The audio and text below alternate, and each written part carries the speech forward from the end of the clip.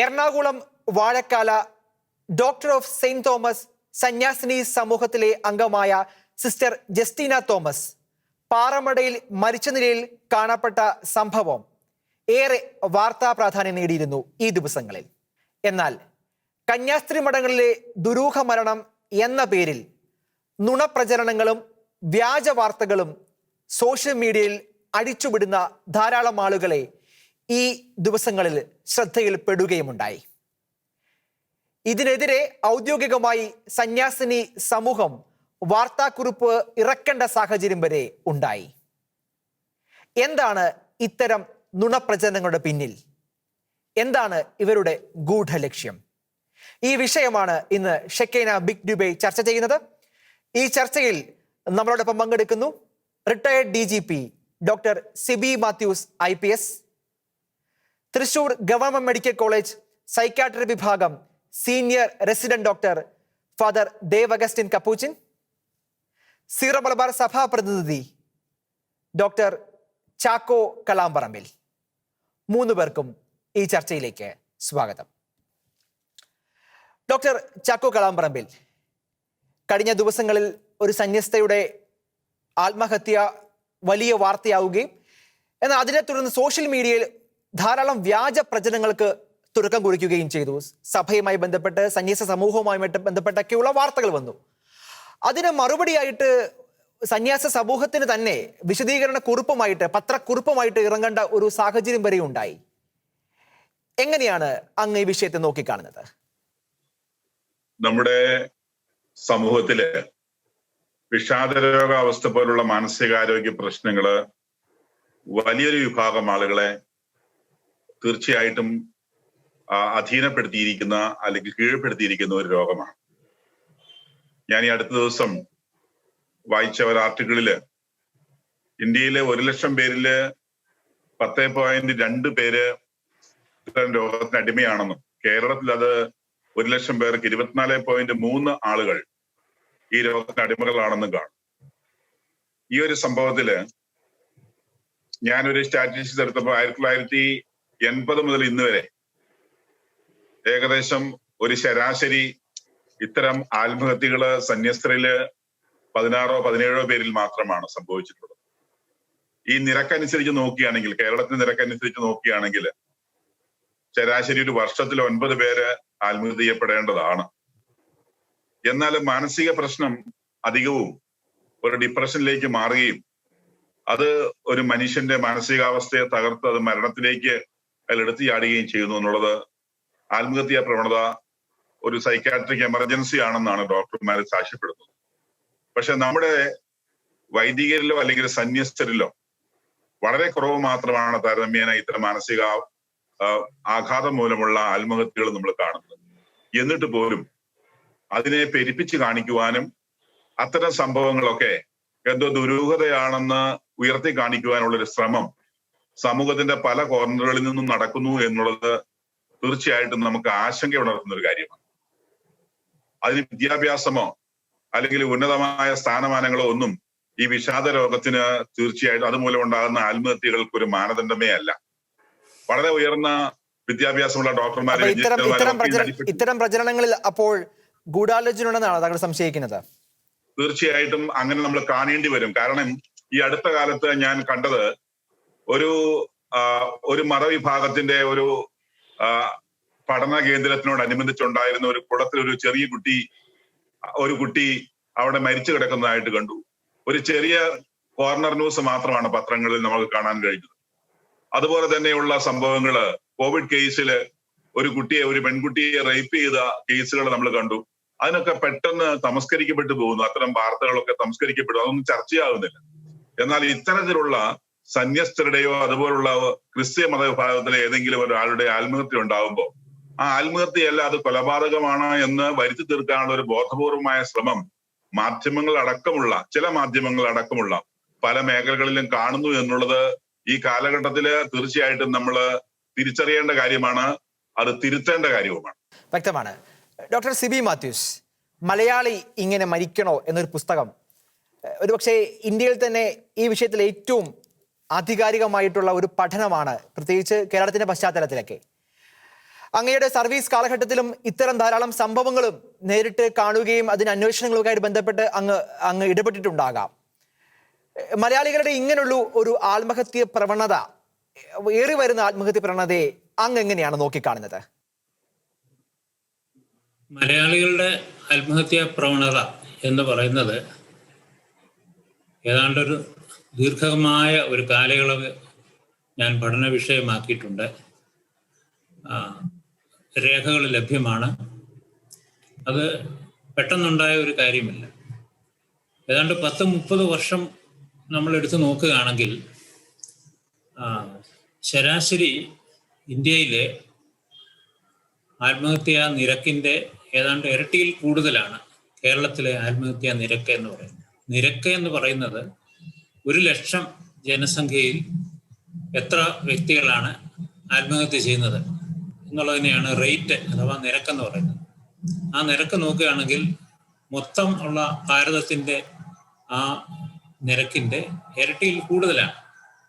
അതിന് യാതൊരു മാറ്റവും ഉണ്ടായിട്ടില്ല. ഇപ്പോൾ ഏറ്റവും അവസാനമായിട്ട് ലഭ്യമായ കണക്കെന്ന് പറയുന്നത് 2019 ആ 2019 കേരളത്തിലെ 8556 വ്യക്തികളാണ് ആത്മഹത്യ ചെയ്തത്.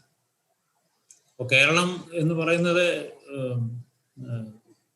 ഭൂപ്രകൃതി കൊണ്ടും ജനസംഖ്യ കൊണ്ടും ഭാരതത്തിൻ്റെ ഒരു 3% പോലും വരുന്നില്ല. എങ്കിലും നമ്മുടെ ജനസംഖ്യയ്ക്ക് അനുപാതമായിട്ട് നോക്കുകയാണെങ്കിൽ വളരെ കൂടുതലാണ്. അതിൻ്റെ പല കാരണങ്ങളുമുണ്ട്. നിംഹാൻസ് എന്ന് പറയുന്ന മനഃശാസ്ത്രത്തിൻ്റെ ഏറ്റവും വലിയ ഗവേഷണ സ്ഥാപനം അവർ നടത്തിയ ഒരു പഠനത്തിൽ കേരളത്തിൽ ഈ മാനസികമായിട്ടുള്ള ആരോഗ്യം അത് സംബന്ധിച്ചുള്ള പ്രശ്നങ്ങൾ വളരെ കൂടുതലാണെന്ന് കണ്ടു. നേരത്തെ ഡോക്ടർ ചാക്കോ പറയുണ്ടായി. അപ്പോൾ മാനസിക ആരോഗ്യവും ആത്മഹത്യാ പ്രവണതയുമായിട്ട് വളരെ അടുത്ത ബന്ധമുണ്ട്.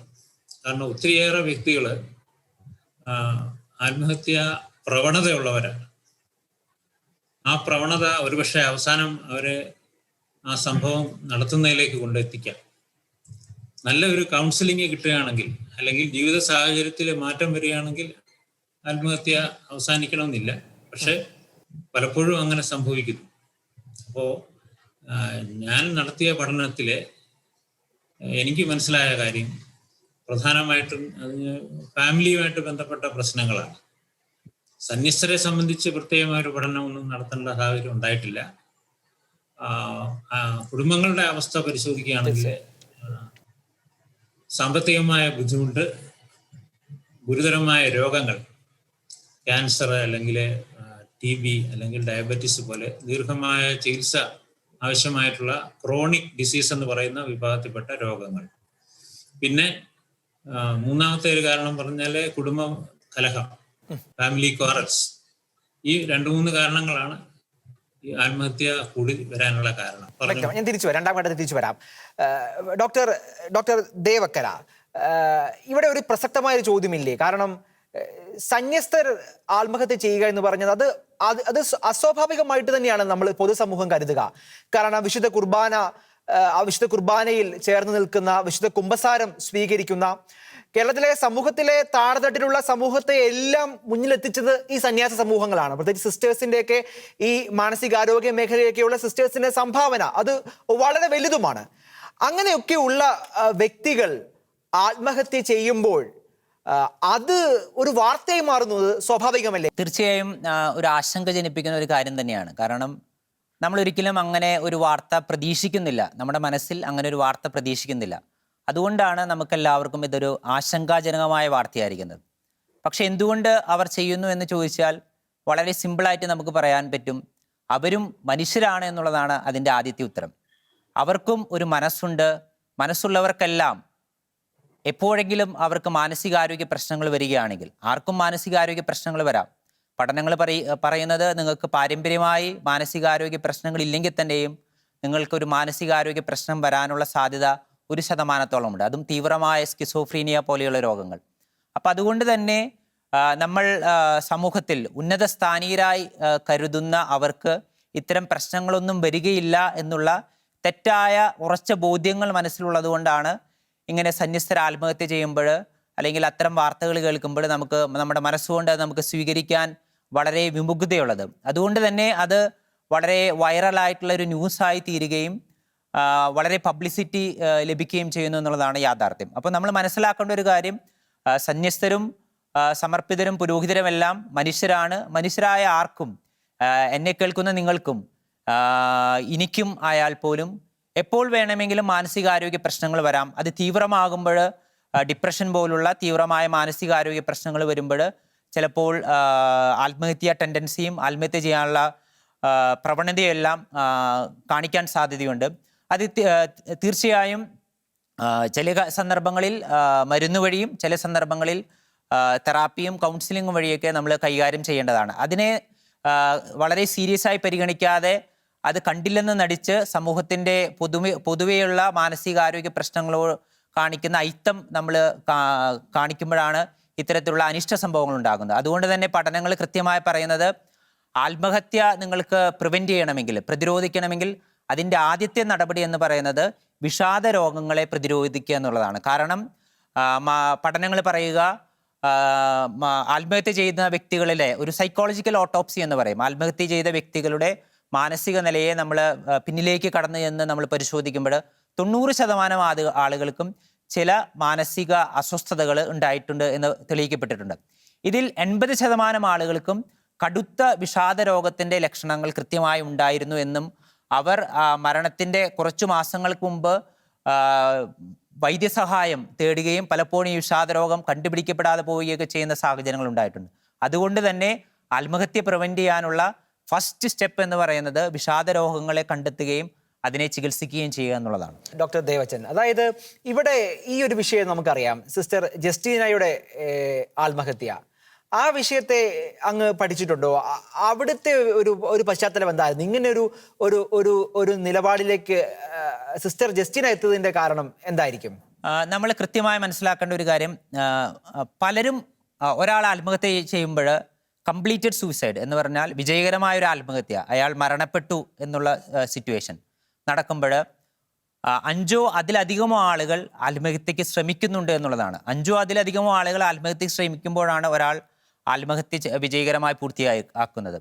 അപ്പോൾ നമ്മൾ മനസ്സിലാക്കേണ്ട ഒരു കാര്യം, റിസ്ക് ഫോർ കംപ്ലീറ്റഡ് സൂയിസൈഡ്, ഒരാൾ ആത്മഹത്യ മരിക്കപ്പെടുമെന്ന രീതിയിൽ പൂർണ്ണമായ തീർച്ചയോടുകൂടി ഒരു ആത്മഹത്യ ചെയ്യാനുള്ള ഒരു മെത്തേഡ് സ്വീകരിക്കാനുള്ള സാധ്യത എന്ന് നമ്മൾ പരിശോധിക്കുമ്പോൾ, മുൻകാലങ്ങളിൽ ആത്മഹത്യ ചെയ്യാൻ അദ്ദേഹം പരിശ്രമിച്ചിട്ടുണ്ടോ, പ്രീവിയസ് അറ്റംപ്റ്റ് ഓഫ് സൂയിസൈഡ് ഉണ്ടെങ്കിൽ അയാളുടെ ഇപ്പോഴത്തെ അറ്റംപ്റ്റ് പൂർണ്ണമായും വിജയകരമാക്കാൻ അയാൾ പരിശ്രമിക്കും. കാരണം പലപ്പോഴും നമ്മൾ കണ്ടിട്ടുണ്ട് സൈക്യാട്രി വാർഡുകളിൽ പല കേസുകളിലും ചില ആളുകൾ വിഷം കഴിച്ച് സ്വയം കഴുത്ത് മുറിക്കുകയൊക്കെ ചെയ്ത സാഹചര്യങ്ങൾ കണ്ടിട്ടുണ്ട്. അപ്പം അങ്ങനെയൊക്കെ ചെയ്യാൻ അവരെ പ്രേരിപ്പിക്കുന്നത് ഈ മാനസിക ആരോഗ്യത്തിൻ്റെ ബുദ്ധിമുട്ടുകളാണ്. പ്രത്യേകിച്ച് ഈ ഒരു സിസ്റ്ററിൻ്റെ ഒരു ഹിസ്റ്ററി നമ്മൾ പരിശോധിക്കുമ്പോൾ, മഠത്തിൻ്റെ അധികാരികൾ നൽകിയിട്ടുള്ള പത്രക്കുറിപ്പിൽ നമ്മൾ മനസ്സിലാക്കുന്നു, ഈ സിസ്റ്റർ മാനസികാരോഗ്യ പ്രശ്നങ്ങൾക്ക് ചികിത്സയിലായിരുന്നെന്നും മുൻപ് 2 തവണ ആത്മഹത്യ ടെൻഡൻസി കാണിച്ചിരുന്നുവെന്നും കൃത്യമായി പറയുന്നുണ്ട്. അതുകൊണ്ട് തന്നെ വളരെ സീരിയസ് ആയി നമ്മൾ പരിഗണിക്കേണ്ട ഒരു കാര്യം എന്ന് പറയുക, ഈ സിസ്റ്ററിനെ സംബന്ധിച്ചിടത്തോളം ഈ ആത്മഹത്യ ചെയ്യുന്നതിൽ, ഈ പ്രവൃത്തി ചെയ്യുന്നതിൽ സിസ്റ്ററിൻ്റെ മാനസിക ആരോഗ്യ പ്രശ്നം വ്യക്തമായ പങ്കുവഹിച്ചിട്ടുണ്ട് എന്ന് തന്നെ നമുക്ക് കൃത്യമായി മനസ്സിലാക്കാൻ പറ്റുന്നതാണ്.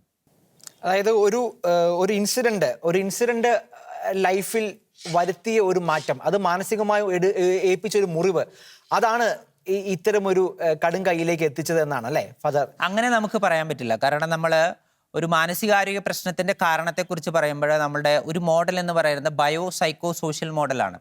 അതിൽ ബയോളജിക്കൽ എന്ന് പറയുന്നത് നമുക്ക് ജനിതകപരമായ കാര്യങ്ങൾ, കാരണം നമ്മുടെ വീട്ടിൽ ആരെങ്കിലും ആത്മഹത്യ ചെയ്തതായുള്ള ഹിസ്റ്ററി ഉണ്ടെങ്കിൽ നമ്മൾ ആത്മഹത്യ ചെയ്യാനുള്ള സാധ്യത എന്ന് പറയുന്നത് 3.5 ടൈംസ് ആണ്. അത് ഡെൻമാർക്കിൽ 17 വർഷം ഏകദേശം 21,000 ആളുകളിൽ നടത്തിയ പഠനത്തിൽ നിന്ന് വന്നിട്ടുള്ള ഒരു സയൻറ്റിഫിക് റിസൾട്ടാണ്. എന്ന് പറഞ്ഞാൽ 3.5 ടൈംസ് ഹൈ റിസ്ക്.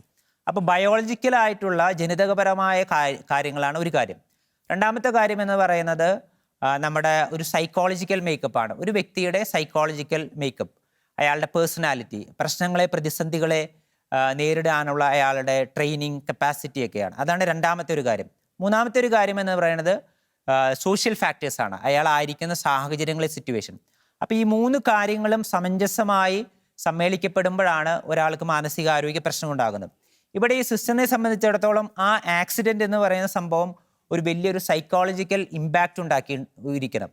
അപ്പോൾ അതിൻ്റെ കൂടെ ബാക്കി കാര്യങ്ങളും കൂടി ചേർന്ന് വരുമ്പോഴാണ് നമുക്ക് മാനസികാരോഗ്യ പ്രശ്നങ്ങൾ ഉണ്ടാകുക. ഡിപ്രഷനെ സംബന്ധിച്ചിടത്തോളം നമ്മൾ മനസ്സിലാക്കേണ്ടത്, നമുക്ക് മാതാപിതാക്കന്മാർക്ക് 2 പേർക്കും ഡിപ്രഷൻ ഉണ്ടെങ്കിൽ നമുക്ക് വരാനുള്ള സാധ്യത 40%. പക്ഷേ നമ്മുടെ കുടുംബത്തിൽ ആർക്കും ഒരു ഡിപ്രഷൻ ഇല്ലെങ്കിലും നമുക്ക് മാനസികാരോഗ്യ പ്രശ്നങ്ങൾ വരാനുള്ള സാധ്യത ഒരു 10% താഴെയാണ്. അപ്പോൾ അതുകൊണ്ട് തന്നെ ഒരു ഇൻസിഡൻറ്റ് മാത്രം ആയതുകൊണ്ടാണ് ഇങ്ങനെ പ്രശ്നങ്ങൾ ഉണ്ടായത് എന്ന് നമുക്ക് അനുമാനിക്കാൻ പറ്റില്ല. പക്ഷേ അതൊരു സിഗ്നിഫിക്കൻ്റ് ആയിട്ടുള്ളൊരു സ്ട്രെസ്സറായിട്ട് നമുക്ക് പരിഗണിക്കാൻ പറ്റുന്ന ഒരു കാര്യമാണ്.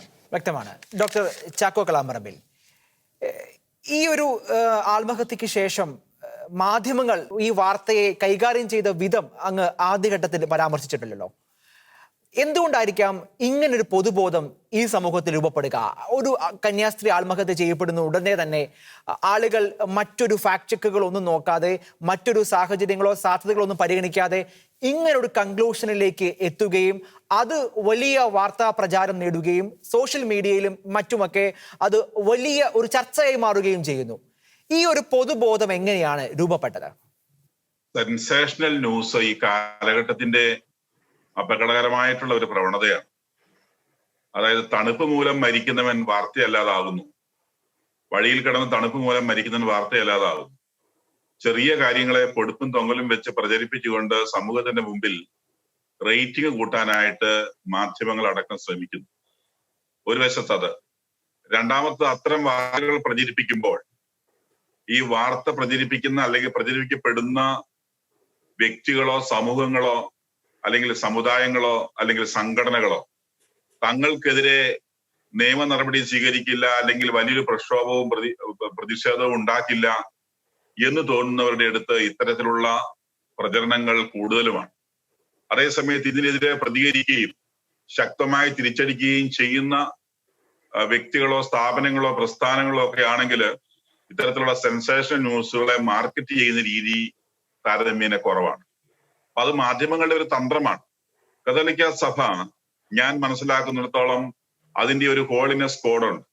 ആ ഹോളിനെസ് കോഡിനെ ഏത് വിധേനയും തകർത്തുകൊണ്ട് സഭയുടെ സമൂഹത്തിലുള്ള സ്ഥാനവും അംഗീകാരവും സമൂഹത്തിൽ സഭ വഹിക്കുന്ന നിർണായകമായ പങ്കിനെയും ഇല്ലായ്മ ചെയ്യാൻ ശ്രമിക്കുന്ന ചില ഗൂഢശക്തികൾ പല മേഖലകളിലും പ്രവർത്തിക്കുന്നുണ്ട്. അവർക്ക് അതിന് കിട്ടുന്ന അവസരങ്ങളെല്ലാം അവർ പ്രയോജനപ്പെടുത്തുകയും ഒരു പരിധിവരെ ചില മാധ്യമങ്ങളെല്ലാം അതിനോട് ചേർന്ന് നിന്ന് പ്രവർത്തിക്കുന്നത് പോലെ നമുക്ക് അനുഭവപ്പെടുന്ന വിധത്തിൽ പ്രചരണങ്ങൾ അഴിച്ചുവിടുകയും ചെയ്യുന്നുണ്ട്.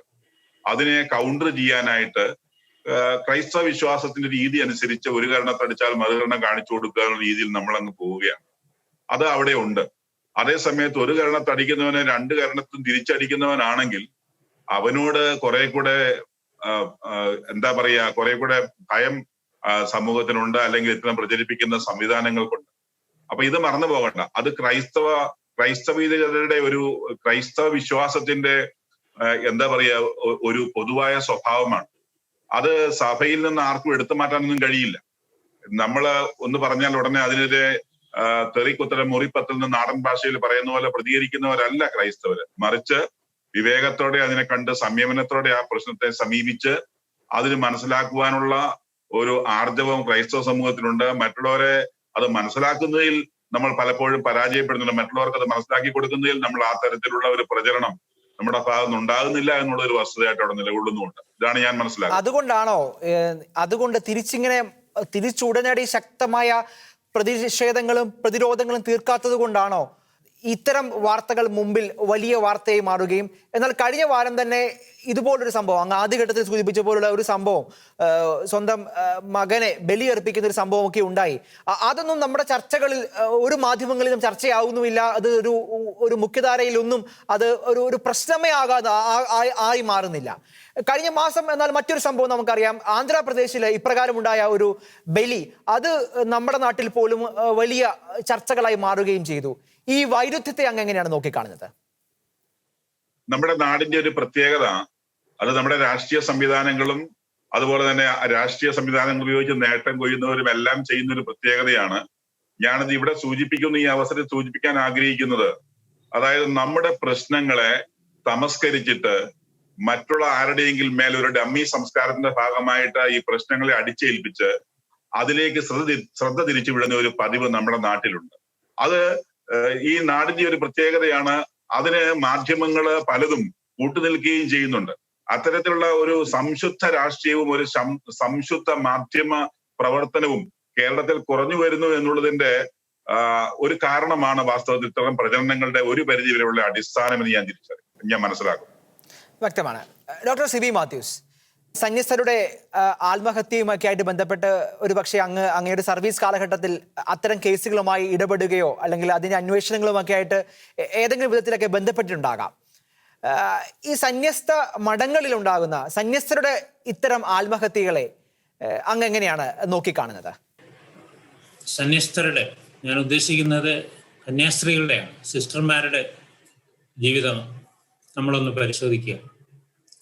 താരതമ്യേന പൊതുജനങ്ങളുമായിട്ടുള്ള ഇടപഴകൽ വളരെ കുറവാണ്, ഇൻട്രാക്ഷൻസ് വളരെ കുറവാണ്.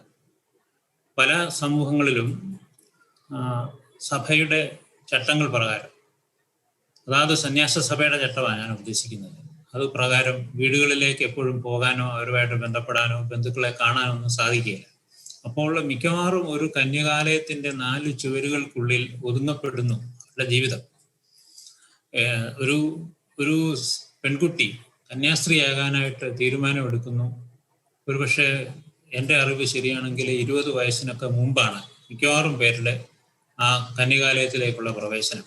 ജീവിതത്തെ പറ്റി കാര്യമായിട്ടുള്ള അനുഭവ സമ്പത്തില്ല, എക്സ്പീരിയൻസസ് കുറവാണ്. ഒരുപക്ഷെ വീടും പഠിച്ച വിദ്യാലയവും മാത്രം കണ്ട് ഉള്ള പരിചയം മാത്രമേ ഉള്ളൂ. പിന്നീട് കന്യകാലയത്തിനുള്ളിൽ ആ ഒരു ജീവിതവുമായിട്ട് പൊരുത്തപ്പെട്ടു പോകുന്നു. അവിടെ ഉണ്ടാകുന്ന അനുഭവങ്ങൾ ചിലപ്പോൾ മറ്റു വ്യക്തികൾക്ക്, സാധാരണ ആയിട്ടുള്ള കുടുംബസ്ഥന്മാരെ ഞാൻ ഉദ്ദേശിക്കുന്നത്, കുടുംബങ്ങളിൽ ജീവിക്കുന്നവർക്ക് വളരെ എളുപ്പം കൈകാര്യം ചെയ്യാവുന്ന എമോഷണലായിട്ടുള്ള പ്രശ്നങ്ങൾ, മനസ്സിനെ അലട്ടുന്ന പ്രശ്നങ്ങൾ, ഇവർക്ക് അത് കൈകാര്യം ചെയ്യാൻ ബുദ്ധിമുട്ടുണ്ടായേക്കാം. ഞാൻ അങ്ങനെയാണ് വിചാരിക്കുന്നത്. കാരണം അവരുടെ ജീവിതവുമായിട്ടുള്ള ഇന്ററാക്ഷൻസ് കുറവാണ്. അതുകൊണ്ട് എല്ലാം തന്നെ ആ കന്യകാലയത്തിനുള്ളിൽ ഒരുപക്ഷെ അവരുടെ അധികാരികളുമായിട്ട് ബന്ധപ്പെട്ട് അത് പ്രശ്നം സോൾവ് ചെയ്യേണ്ടിയിരിക്കുന്നു.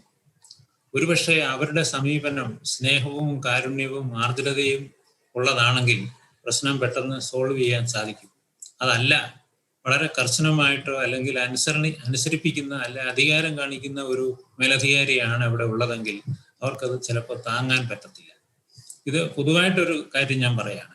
പിന്നെ മറ്റൊരു അനുഭവം, ഞാൻ പല ഇങ്ങനത്തെ സംഭവങ്ങൾ, കന്യാസ്ത്രീകളെ പറ്റി മാത്രമാണ് ഞാൻ ഉദ്ദേശിക്കുന്നത്, അനുഭവങ്ങൾ കാണുമ്പോൾ അവർക്ക് നേരത്തെ പറഞ്ഞതുപോലെ, ഫാദർ ദേവ് പറഞ്ഞതുപോലെ മാനസികമായിട്ടുള്ള പ്രശ്നങ്ങളുണ്ട്. ആ പ്രശ്നങ്ങളുടെ എല്ലാം അടിസ്ഥാനം ഞാൻ മനസ്സിലാക്കുന്നത് അവരുടെ ഒതുക്കപ്പെടുന്ന ജീവിത രീതി. ഒരുപക്ഷെ ചട്ടക്കൂടുകൾക്കകത്ത് അതേ പറ്റുള്ളായിരിക്കാം. പക്ഷെ കുറച്ചുകൂടെയൊക്കെ അവരുടെ ചെറിയ ചെറിയ പ്രശ്നങ്ങളെ കൈകാര്യം ചെയ്യാനും കേൾക്കുവാനും ഒക്കെ അധികാരികൾ തയ്യാറാവുകയും കുറെ കൂടെ സ്നേഹവും സൗഹാർദ്ദവും അവിടെ ഉണ്ടെങ്കിൽ പ്രശ്നങ്ങളൊക്കെ സോൾവ് ചെയ്യാനായിട്ട് എളുപ്പമാണ്. അതില്ലാതെ വരുമ്പോൾ അവർക്ക് പിടിച്ചു നിൽക്കാൻ പറ്റുന്നില്ല. കാരണം വീട്ടിലേക്ക് തിരിച്ചു പോകാൻ പറ്റത്തില്ല, ജീവിതം വഴിമുട്ടിപ്പോയി. ഒരിക്കൽ കന്യാലയത്തിൽ പ്രവേശിച്ചു കഴിഞ്ഞാൽ പിന്നെ അവിടെ തന്നെ നിൽക്കണം, അല്ലാതെ വേറെ വഴിയില്ല. അതുകൊണ്ട് അവർക്ക് ആരോടാ ഒന്ന് ഷെയർ ചെയ്യുക. അപ്പൊ നമ്മള് മാനസിക രോഗത്തെ സംബന്ധിച്ച് ഞാൻ മനസ്സിലാക്കിയ ചെറിയ അറിവ് വെച്ച് ഞാൻ പറയുകയാണ്, പലപ്പോഴും ആത്മഹത്യയുടെ ഏറ്റവും പ്രധാനപ്പെട്ട കാരണം ഒറ്റപ്പെട്ടു പോകുന്ന അവസ്ഥയാണ്, ലോൺലിനെസ്. ഞാൻ ഒറ്റപ്പെട്ടു പോയി, ജീവിതത്തിൽ എനിക്ക് ആരുമില്ല, ഒരു വ്യക്തിയുമായിട്ട് പ്രയാസങ്ങള്, വേദനകള്, ദുഃഖങ്ങള് പങ്കിടാൻ ആരുമില്ല. ആ അവസ്ഥയിൽ വിശാലമായ ലോകത്തിൽ ഐ ആം ഓൾ അലോൺ, ഞാൻ ഒറ്റപ്പെട്ടു പോയി എന്ന് തോന്നുമ്പോഴാണ് ഒരു വ്യക്തി ആത്മഹത്യയിലേക്ക് പോകും. അപ്പൊ ഇങ്ങനെയുള്ള അനുഭവങ്ങൾ ഈ കന്യകാലയങ്ങളിൽ ഉണ്ടാകാനുള്ള സാധ്യത ഒരു കുടുംബത്തിലുള്ളതിനേക്കാളും ഏറെയാണ്. അത് നമ്മൾ മനസ്സിലാക്കണം. സഭയുടെ അധികാരികൾ അത് മനസ്സിലാക്കി അതിനുള്ള കറക്റ്റീവായിട്ടുള്ള സ്റ്റെപ്സ് ഇനിയെങ്കിലും എടുക്കണം. ആരോടാണ് ഇവർക്ക് ഒരു ദുഃഖമോ അല്ലെങ്കിൽ ഒരു വേദനയോ അല്ലെങ്കിൽ അവരുടെ പ്രയാസമോ ഗുരുതരമോ അല്ലാത്തതോ ആകട്ടെ, അത് പങ്കിടാനുള്ള ഒരു വേദി ഉണ്ടാകണം. അത് ഉണ്ടായില്ലെങ്കിൽ ഇങ്ങനത്തെ സംഭവങ്ങൾ ചിലപ്പോൾ വീണ്ടും ആവർത്തിച്ചിരിക്കും. പക്ഷെ എറണാകുളത്തെ വാഴക്കാല സംഭവത്തെ പറ്റി അല്ല ഞാൻ പറയുന്നത്. അതിന് വ്യക്തമായിട്ടുള്ള കാരണങ്ങളുണ്ട്. ഫാദർ ദേവ് വിശദീകരിച്ചു കഴിഞ്ഞു. ഒരു ട്രോമാറ്റിക് സിറ്റുവേഷൻ കണ്ടു. കൂടെയുള്ള ഒരു കന്യാസ്ത്രീ അപകടത്തിൽപ്പെട്ട് മരിക്കുന്നു, ദൃക്സാക്ഷിയായിത്തീരുകയാണ്. അത് മാനസികമായിട്ടുള്ള വലിയൊരു ആഘാതം ഏൽപ്പിച്ചു. നേരത്തെ ഡോക്ടർ ചാക്കോ പറഞ്ഞതിനോട് ഒരു കാര്യം ചേർക്കാൻ ഞാൻ ആഗ്രഹിക്കുകയാണ്. മാധ്യമങ്ങളെ പറ്റിയാണ്. നമ്മുടെ മാധ്യമങ്ങളെ ഞാൻ മനസ്സിലാക്കിയിടത്തോളം ഈസി ആയിട്ടുള്ള ന്യൂസ് മാത്രം അന്വേഷിക്കുന്നവരാണ്. ബുദ്ധിമുട്ടി ഒരു കാര്യം പഠിക്കാനോ അപഗ്രഥിക്കാനോ ഒന്നും അവർക്ക് ചിലപ്പോൾ സമയമില്ലായിരിക്കാം. ഒരു കാര്യം ഞാൻ പറയുകയാണ്, ഏറ്റവും അവസാനം നമ്മൾ കൊറോണ സിറ്റുവേഷനിൽ കൂടി കടന്നുപോയി ഒരു കൊല്ലം. ഈ 2020 എന്നുള്ള വർഷത്തിൽ കേരള സംസ്ഥാനത്ത് മാത്രം 18 വയസ്സിൽ താഴെയുള്ള 173 കുട്ടികളാണ് ആത്മഹത്യ ചെയ്തത്. ഗുരുതരമായ ഒരു കാര്യമല്ലേ? ഞെട്ടിക്കുന്ന ഒരു കാര്യമല്ലേ? ആര് പഠിച്ചു ഇതിനെപ്പറ്റി? ആരെങ്കിലും ഈ ഏതെങ്കിലും ഒരു പത്രത്തിലോ മാധ്യമങ്ങളിലോ ഇതിനെപ്പറ്റി ഒരു ചർച്ച ഉണ്ടായോ? ഇല്ല. അവരെല്ലാവരും കന്യാസ്ത്രീ കിണറ്റിച്ചാടുന്നതിന്റെ പുറകെ പോവുകയാണ്. കാരണം അതിന് മാർക്കറ്റ് വാല്യൂ ഉണ്ട്, എല്ലാവർക്കും അറിയണം. ഏതെങ്കിലും ഒരു വൈദികൻ അങ്ങനെ ആ വഴി എങ്ങാനും പോയിട്ടുണ്ടെങ്കിൽ പിന്നെ എളുപ്പമായി ബാക്കിയുള്ള കഥകളെല്ലാം തുന്നിച്ചേർത്ത് ഒരു മെലോ ഡ്രാമ ഉണ്ടാക്കുകയാണ്. ഈ രീതിയിലുള്ള മാധ്യമ പ്രവർത്തനം ആണ് ഇങ്ങനത്തെ കാര്യങ്ങൾക്ക് അമിതമായ പ്രാധാന്യം കൊടുക്കാനുള്ള കാരണം. ഒരിക്കൽ കൂടി ഞാൻ ഡോക്ടർ ചാക്കോ പറഞ്ഞ കാര്യത്തെ പറ്റി ഓർക്കുകയാണ്. പാലക്കാട്ട് ഉണ്ടായ സംഭവം. അമ്മ 8 വയസ്സുള്ള മകനെ കുളിമുറി കൊണ്ടുപോയി കഴുത്തറത്ത് കൊന്നു. ആരെങ്കിലും അന്വേഷിച്ചോ? ഇത് പഠിക്കേണ്ടതല്ലേ? ഇത് സെൻസേഷണലല്ലേ? ആണ്. അതിന്റെ കാരണം ആരും അന്വേഷിച്ചില്ല. കാരണം താല്പര്യമില്ല. എവിടെങ്കിലും വൈദികരോ കന്യാസ്ത്രീയോ ഉൾപ്പെട്ട സംഭവം ഉണ്ടെങ്കിൽ, കേസുണ്ടെങ്കിൽ അതിന്റെ പിന്നാലെ ഒരു ചർച്ചയായി, യൂട്യൂബിലെ ഒരുപാട് അഭിപ്രായങ്ങളും ഉണ്ടായി. ഇങ്ങനെയൊക്കെയുള്ള ഒരു കാലഘട്ടത്തിലൂടെയാണ് നമ്മൾ കടന്നു പോകുന്നത്. അതുകൊണ്ട് മാധ്യമങ്ങളുടെ പ്രവർത്തനത്തിന്റെ ഒരു വൈകല്യം അല്ലെങ്കിൽ ഒരു ബയസ് എന്ന് ഞാൻ പറയുന്നു, അത് ഇതിന് പ്രധാനപ്പെട്ട ഒരു കാരണം.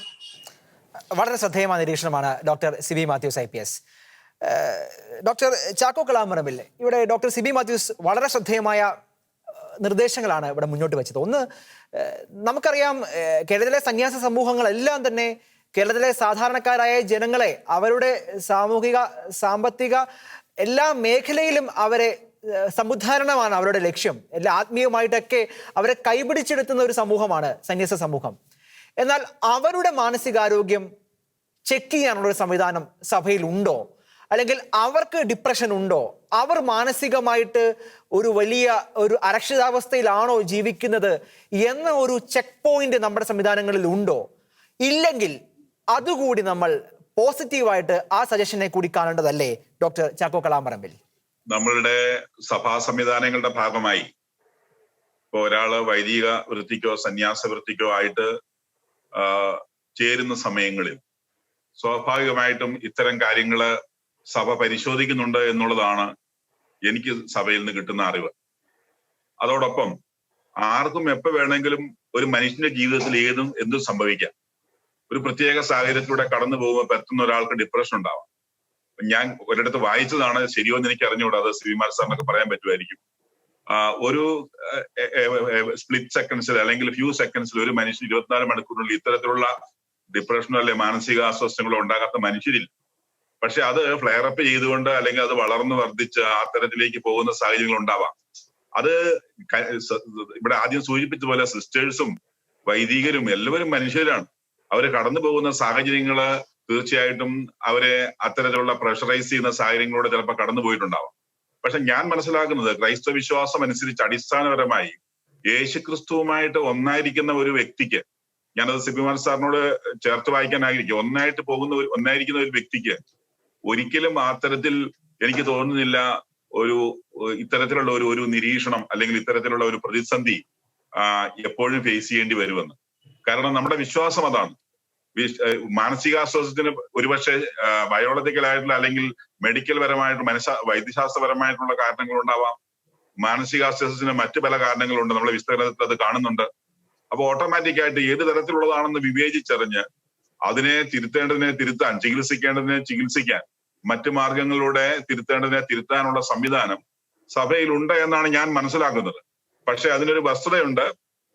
ഞാൻ അതിന് ചേർത്ത് വായിക്കുമ്പോൾ വർഷങ്ങൾക്ക് മുമ്പ് അല്ലെങ്കിൽ അനേകം പതിറ്റാണ്ടുകൾക്ക് മുമ്പ് സഭയിലെ സന്യാസ സമൂഹങ്ങളിൽ ഇതിനേക്കാൾ വലിയ പ്രതിസന്ധികളും പ്രതികൂല സാഹചര്യങ്ങളും ഉണ്ടായിട്ടും നമ്മള് അത്തരത്തിലുള്ള അധികം നമ്പറുകൾ കേൾക്കാറില്ല. ഈ കാലഘട്ടത്തിൽ ഇത്തരത്തിലുള്ള ഭൗതിക സാഹചര്യങ്ങളും വൈദ്യശാസ്ത്ര സഹായങ്ങളും ഒക്കെ എത്തിച്ചേർന്നപ്പോഴും താരതമ്യേന ഇത് വളരെ കുറവാണ്. എന്നാൽ വിരലിലുണ്ടാവുന്ന നമ്പറുകൾ ഇത് ഉണ്ടാകുന്നുമുണ്ട്. അപ്പൊ അത് ഏത് സമൂഹത്തിലും സംഭവിക്കാവുന്ന ഒരു കാര്യമാണ്. അത് വൈദികരിലും സന്യസ്തരിലും മാത്രമായിട്ട് ഒതുക്കി നിർത്തേണ്ട ഒരു കാര്യമാണോ എന്ന് എനിക്ക് സംശയമുണ്ട്. അത് ഒരു സ്വാഭാവികമായിട്ടുള്ള ഒരു പരിണാമം എന്നുള്ളതിൽ കഴിഞ്ഞ് അതിന് അമിത പ്രാധാന്യം കൊടുക്കേണ്ട ആവശ്യമുണ്ടെന്ന് ഞാൻ മനസ്സിലാക്കുന്നു.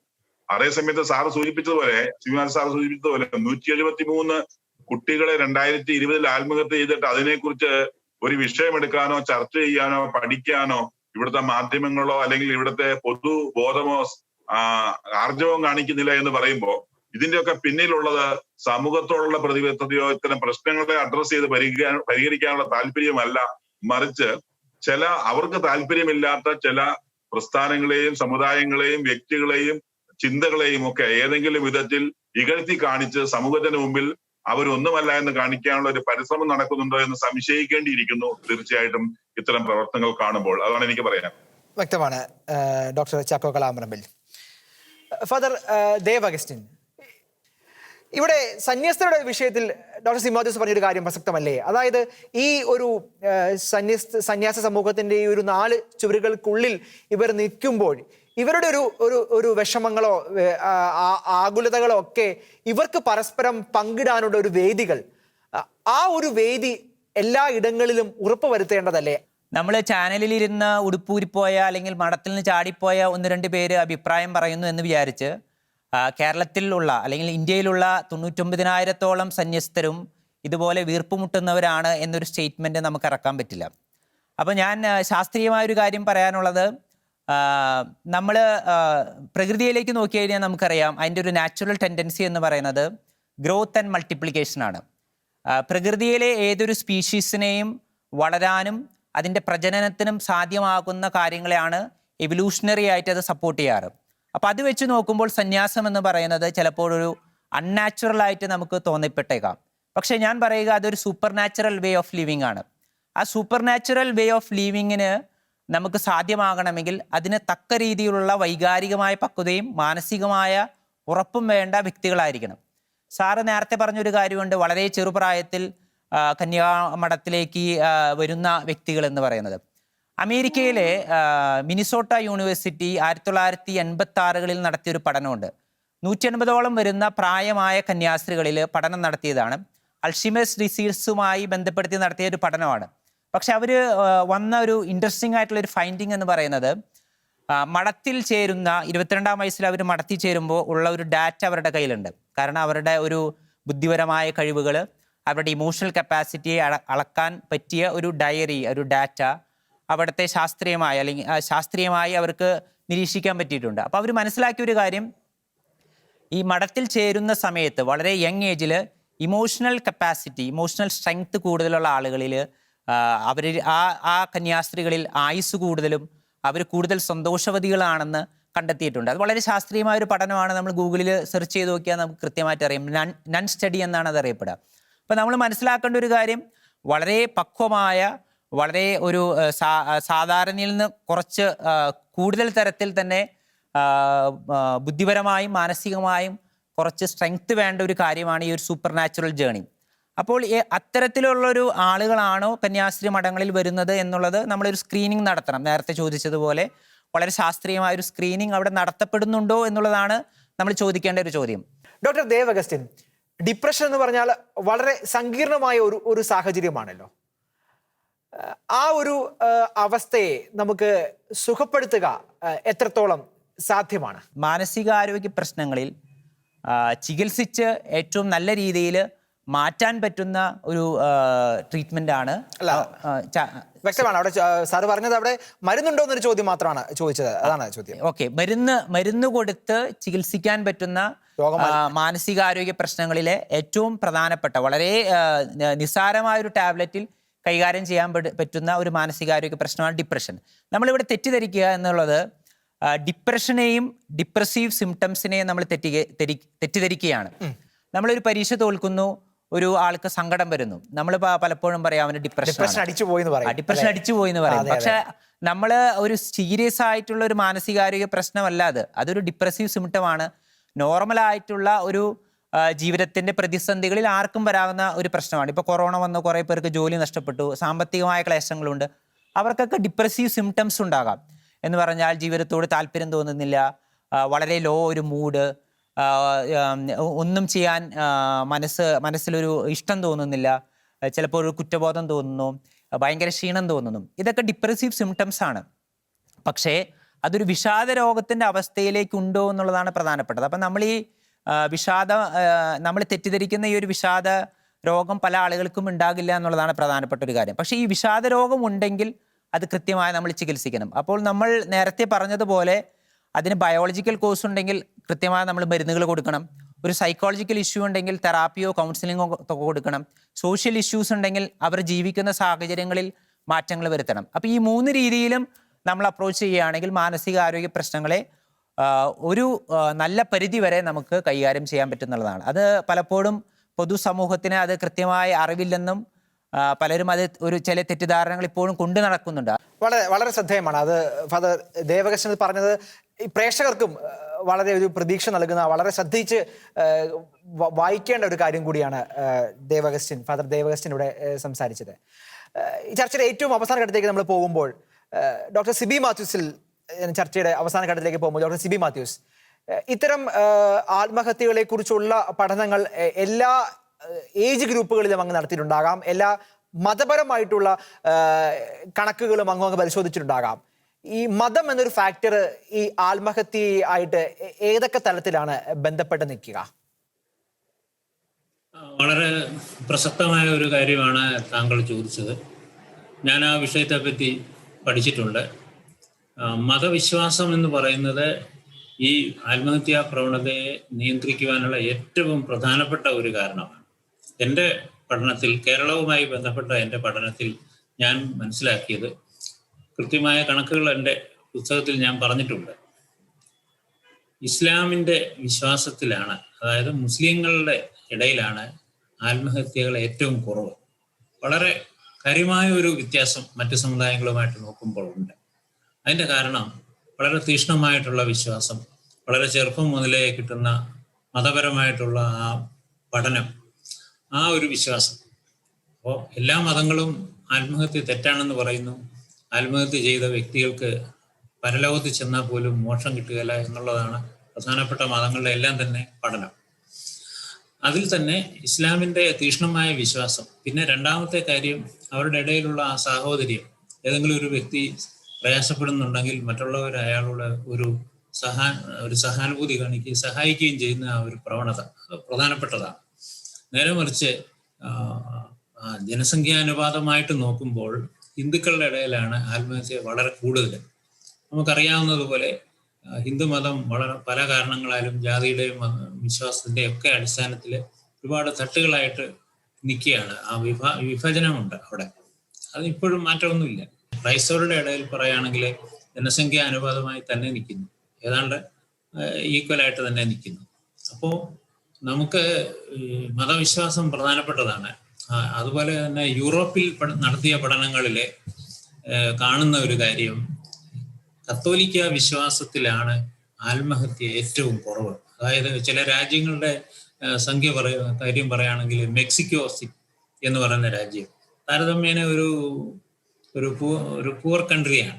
സാമ്പത്തികമായിട്ട് വളരെ പിന്നോക്കമാണെങ്കിലും ആത്മഹത്യകൾ വളരെ കുറവാണ്. അതുപോലെ കത്തോലിക്ക വിശ്വാസം ആഴത്തിലുള്ള പോർട്ടുഗൽ മുതലായ സ്ഥലങ്ങൾ.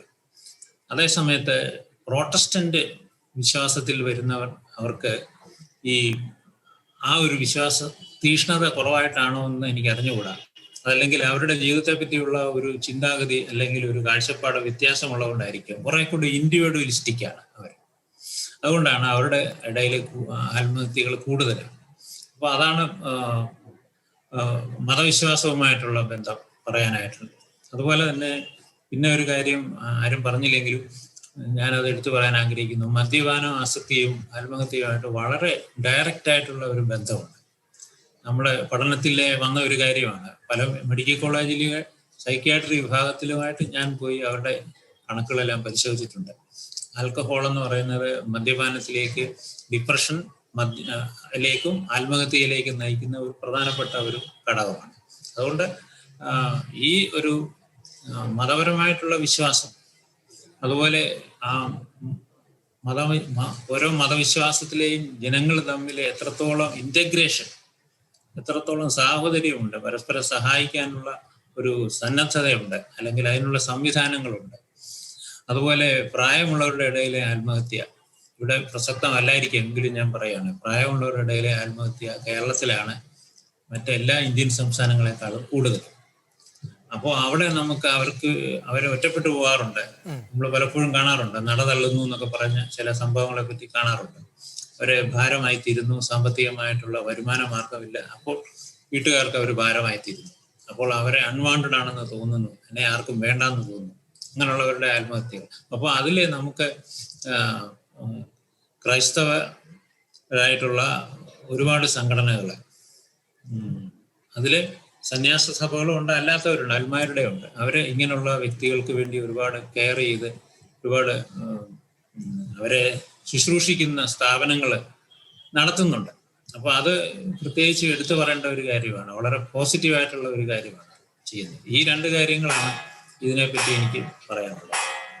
അതായത് ക്രൈസ്തവ സമൂഹത്തെ സംബന്ധിച്ചിടത്തോളം വിശുദ്ധ കുർബാന, കുംഭസാരം ഉൾപ്പെടെയുള്ള കൂദാശകളാണ് ഇത്തരത്തിലുള്ള മാനസികമായിട്ടുള്ള ആ ഒരു അസ്വാസ്ഥ്യങ്ങളിലെല്ലാം അവരെ പിടിച്ചു നിർത്തുന്നത്. ഈ ഒരു വിശ്വാസം എന്ന് തന്നെയാണെന്നല്ലേ ഡോക്ടർ? അതെ, എത്രത്തോളം വിശ്വാസത്തിൽ ആഴപ്പെടുന്നു അത്രത്തോളം ആത്മഹത്യ തെറ്റാണ്. ഒരിക്കലും ദൈവം നമ്മളെ ഉപേക്ഷിക്കില്ല എന്നുള്ള ഒരു വിശ്വാസം അവരെ മുന്നോട്ട് നയിക്കും. എപ്പോഴും പ്രത്യാശയാണല്ലോ മനുഷ്യനെ മുന്നോട്ട് നയിക്കുന്നത്, പ്രത്യാശയാണല്ലോ. പ്രത്യാശ നഷ്ടപ്പെട്ട് കഴിയുമ്പോഴാണ് ഒരു വ്യക്തി ഇനി ജീവിച്ചിട്ട് കാര്യമില്ല എന്ന് വിചാരിക്കുന്നത്. ആ ഒരു ചിന്താഗതിയിലേക്ക് പോകാതിരിക്കുവാൻ തീക്ഷ്ണമായ വിശ്വാസം അത് നമ്മളെ സഹായിക്കും. അത് ക്രൈസ്തവരുടെ ഇടയിലെ വലിയൊരു കാരണമാണ്, ആത്മഹത്യകൾ കുറഞ്ഞിരിക്കാനുള്ള ഒരു കാരണമായിട്ട് ഞാൻ എടുത്തു പറയാൻ ആഗ്രഹിക്കുന്നു. വ്യക്തമാണ്. ഡോക്ടർ ചാക്കോ കളാമ്പറമ്പിൽ, സോഷ്യൽ മീഡിയയിൽ ഈ ഒരു ഘട്ടത്തിൽ ഉണ്ടാകുന്ന വ്യാജ പ്രചരണങ്ങളെ ഏതൊക്കെ വിധത്തിലാണ് അങ്ങ് ഉൾപ്പെടുന്നുള്ള നേതൃത്വം ഈ വിഷയത്തെ സമീപിക്കുന്നത്? ഇത്തരത്തിലുള്ള കുപ്രചരണങ്ങൾക്കെതിരെ എന്ത് നിലപാടാണ് എടുക്കാൻ പോവുക? സഭയുടെ ഓരോ വിഷയത്തിനുമുള്ള ഔദ്യോഗികമായിട്ടുള്ള സ്റ്റാൻഡുകള് ബന്ധപ്പെട്ട കോൺഗ്രിഗേഷൻസ് അല്ലെ സന്യാസ സമൂഹങ്ങൾ അറിയിക്കുന്നുണ്ട്. ഓരോ പ്രദേശത്തും അതിന്റെ വസ്തുത എന്താണ്, സത്യാവസ്ഥ എന്താണ് എന്നുള്ളത് ഔദ്യോഗികമായി ആ നേതൃത്വത്തിൽ നിൽക്കുന്നവരെ അറിയിക്കാറുണ്ട്. ഞാൻ ഈ സമയത്ത് മറ്റൊരു പോയിന്റ് കൂട്ടിച്ചേർക്കാൻ ആഗ്രഹിക്കുന്നത്, സന്യാസം അല്ലെ പൗരോഹിത്യം എന്നൊക്കെ പറയുന്നത് ഏതെങ്കിലും വിധത്തിലുള്ള ഒരു സപ്രഷൻ ആണ് എന്നുള്ള ഒരു ചിന്താഗതി സമൂഹത്തിലുണ്ട്. അതെ, അത് തെറ്റാണ് എന്നുള്ളത് സഭയുടെ. ഡോക്ടർ ചാക്കോ, ഇപ്പോഴും ഓർക്കുന്നു, കുറച്ചു നാൾ മുമ്പ് മലയാളത്തിൽ ഒരു പ്രിയ എഴുത്തുകാരൻ, പേര് ബെന്യാമിൻ ആണ്, അദ്ദേഹം സോഷ്യൽ മീഡിയയിൽ എഴുതുന്ന പോസ്റ്റ് ഇപ്പോഴും ഉണ്ട്.